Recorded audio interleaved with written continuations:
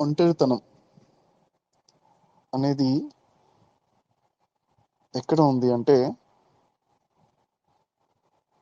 ఎవరైతే జీవితాన్ని ఎంజాయ్ చేయట్లేదో వారికి ఒంటరితనం ఉంటుందన్నమాట. ఓకే, మనము మన ప్రెజెన్స్ ని మనం ఎంజాయ్ చేయడం అనేది స్టార్ట్ అయినప్పుడు ఆ ఒంటరితనము అనేది ఒక గొప్పటి ఆశీర్వాదంగా మనం ఎంజాయ్ చేస్తాం అన్నమాట. అందరూ ఎవరైతే ఆ లెవెల్కి వచ్చారో,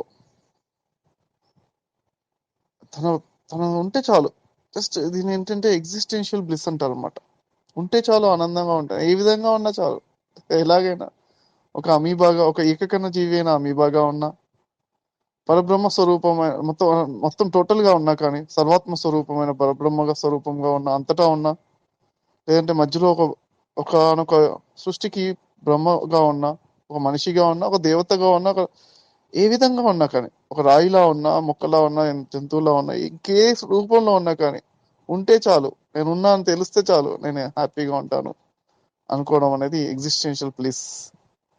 సో అది రీచ్ అయిన వాళ్ళకి ఒంటరితనం అనేది ఏముండదు, దాన్ని చక్కగా ఎంజాయ్ చేస్తుంటారు. అది రీచ్ అవ్వడం గోల్ అనమాట.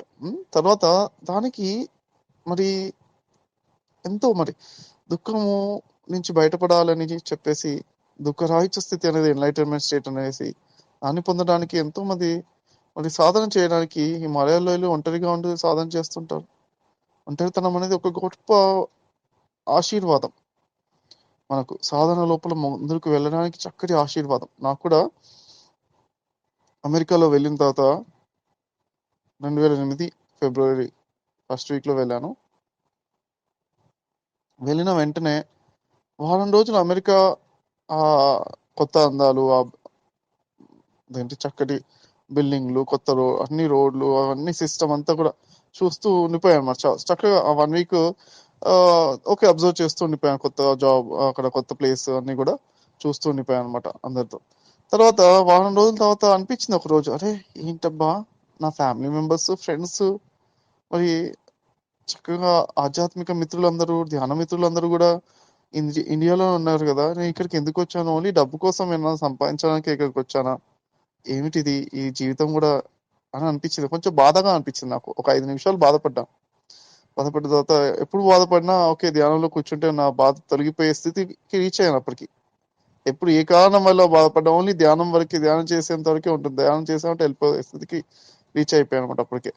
సో అప్పుడు ధ్యానంలో కూర్చున్న వెంటనే లోపల నుంచి ఒక ఇన్నర్ మెసేజ్ వచ్చిందన్నమాట. ఇప్పుడు నీ ఒంటరి ప్రయాణం స్టార్ట్ అయింది. ఇప్పుడు దాకా కలిసి ఉన్నావు, ఇప్పుడు నుంచి నీ ఒంటరి ప్రయాణం ఇక్కడి నుంచి ధ్యానం లోపల నెక్స్ట్ లెవెల్కి వెళ్ళడానికి ఈ విధంగా సృష్టించడం జరిగింది. నీ యొక్క జీవితంలో you create your own reality, అన్ని కూడా మనమే సృష్టించుకుంటాం. యద్భావం తద్భవతి అంటారు మరి భగవద్గీతలో. సో మనము ఆ విధంగా సృష్టించుకున్నాము కాబట్టి ఇప్పుడు ఈ ఉన్న అవకాశమే సువర్ణ అవకాశం, ఇంకేదో లేదు, ఉన్నదే అత్యద్భుతం. ఓకే, ఏదో అనుకుంటాం అదైతే బాగుంటుంది, ఇదైతే బాగుంటుంది, కానీ ఉన్నది మన చేతిలో ఉన్నదే అద్భుతం.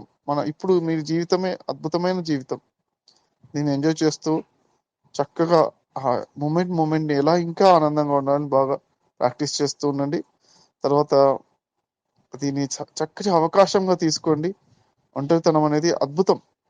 ఓకే, ఈ ఒంటరితనాన్ని చక్కగా ధ్యానంతో కలిపి ఇంకా శక్తివంతం చేసుకోండి. చక్కగా ఇది ఒక సువర్ణ అవకాశంగా తీసుకోండి. మన జీవితంలో అన్ని రంగాల్లో ఎదగడానికి, మన కెరీర్ పరంగా కావచ్చు, మన మన ఆధ్యాత్మిక ప్రగతికి అయ్యుండొచ్చు, ఇంకేదైనా అయ్యుండొచ్చు. ఒంటరితనం అనేది ఎక్కడైనా ఒంటరితనం ఉందంటేనే అది అద్భుతమైన, అసలు క్రియేటివిటీకి అలా వచ్చేస్తుంది, సృష్టి వచ్చేస్తుంది అన్నమాట. చాలా పాజిటివ్ గా తీసుకోండి, పాజిటివ్ గా చూడండి, ప్రతి ఆస్పెక్ట్ ని పాజిటివ్ గా చూడండి.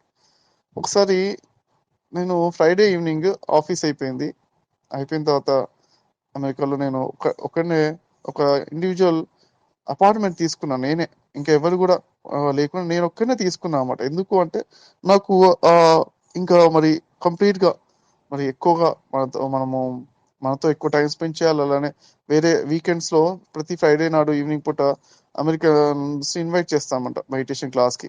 సో నేను ఒక్కనే ఉన్నప్పుడు కంఫర్టబుల్గా మన అపార్ట్మెంట్లో పిలిచి ధ్యానం చెప్పొచ్చు, ధ్యానం క్లాసులు చెప్పొచ్చు అని నేను ఒక్కనే తీసుకున్నాను.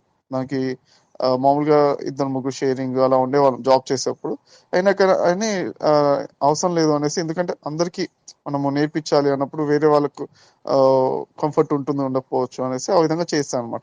చేసినప్పుడు ఏంటంటే ప్రతి ఫ్రైడే ఈవినింగ్ క్లాస్ తీసుకుంటారు, 7 to 8 అనుకుంటా, అప్రాక్సిమేట్ 7 to 8 అలా తీసుకుంటాము. అంతే, 8 o'clock ఫ్రీ అయిపోయాను. అయిపోయిన తర్వాత ఇంకా నెక్స్ట్ మళ్ళీ సాటర్డే, సండే, మళ్ళీ మండే మార్నింగ్. నేను వీకెండ్స్లో కూడా ఎక్కువ ఫోన్లు కూడా ఏం మాట్లాడడం ఏమి ఉండదు అనమాట.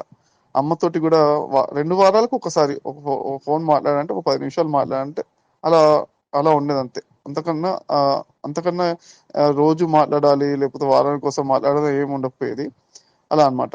అయితే మరి అటువంటి సందర్భంలో మండే నాడు నేను కామ్గా ఉండడం వల్ల అంటే ఆఫీస్కి వెళ్ళేటప్పుడు నడుచుకుంటూ వెళ్తుంటే జంప్ చేసుకుంటూ పిల్లలు ఎగురుతూ గంతలేస్తే వెళ్తాకాల జంప్ చేసుకుంటూ కాళ్ళు లేస్తున్నాయి, గాల్లోకి లేస్తున్నాయి. ఒక చక్కగా జంప్ చేసుకుని నడుస్తూ అలా ఎగురుతూ చక్కగా ఆనందంగా అలా నడిచేస్తున్నా. ఏంటి తెలియని ఆనందం ఏంటి, రోజు అంటే ఎప్పుడు లేని ఇంత ఆనందం ఎందుకు ఉంటుంది అనేసి ఆశ్చర్యపోయాను.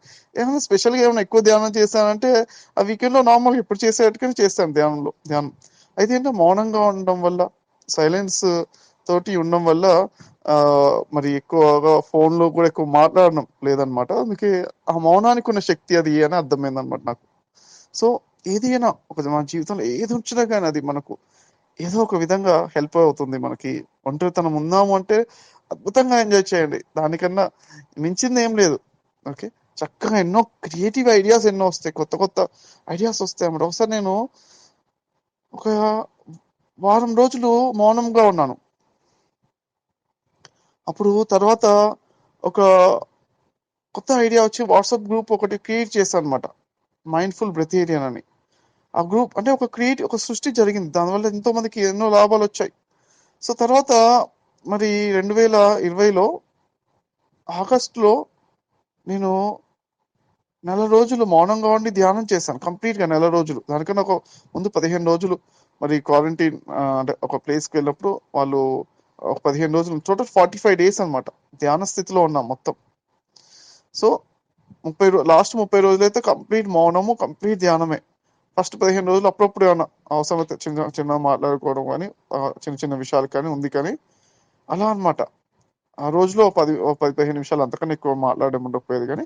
సో అట్లా మౌనంగా ఉండి అంత సాధన చేసిన తర్వాత ఏమైందంటే, ఆ సాధన శక్తి ద్వారా వెంటనే ఆ గుడాకేశ ప్రోగ్రాము అది అక్టోబర్లో స్టార్ట్ చేస్తాం అనమాట. అంటే ఆగస్టు నుంచి సెప్టెంబర్ వరకు ఎప్పుడైతే ఈ మౌనంగా నెల రోజులు చేశానో ఈ ప్రోగ్రామ్ స్టార్ట్ అయింది, గుడాకేశాది.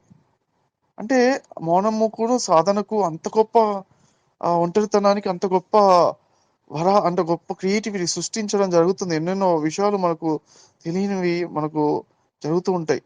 ఓకే, మనకును మన విశ్వానికి ఎంతో సేవ చేసే అదృష్టం ఏ విధంగా చేయాలి అని మీరు జస్ట్ కనెక్ట్ అవ్వండి అంతే.